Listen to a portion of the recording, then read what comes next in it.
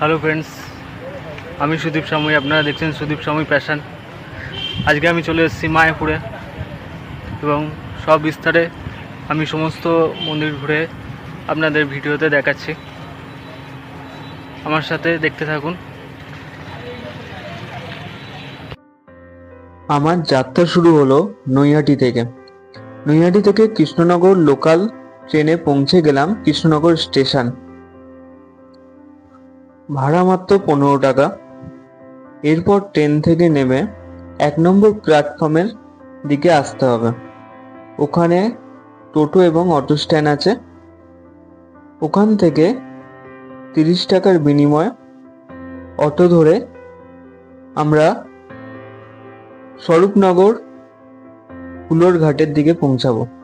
আমরা এই auto stand থেকে একটি অটো ধরে আমরা ধীরে ধীরে পৌঁছে যাচ্ছি মায়াপুরে এবং রাস্তার দুপাশের দৃশ্য সত্যি মন ভালো করে দেওয়ার মতো।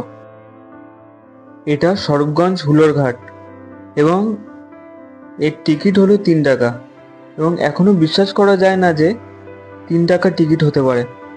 এই নদীটা দেখছেন, এই নদীটার নাম হলো জলঙ্গি নদী। এই নদীটা পার করেই আমরা পৌঁছে যাব মায়াপুরে এবং এখানে অনেক পর্যটক আসছেন দেখছি অনেক দূর থেকে, বিভিন্ন রাজ্য থেকে এবং ফরেনারও আসে। যাদের সাথে গেলাম তারা এসে, তাদের কাছ থেকে যা জানতে পারলাম, তারা এসে দিল্লি রাজ্য থেকে। সত্যি খুব ভালো লাগে যে আমাদের ওয়েস্ট বেঙ্গলে এরা মায়াপুরে আসছে এত দূর থেকে।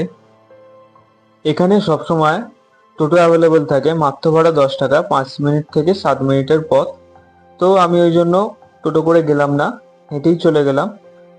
এখানে অনেক হোটেল আছে, মন্দির আছে, আপনারা চাইলে এখানে থাকতে পারেন। এবং এখানে যে মেইন মন্দির আছে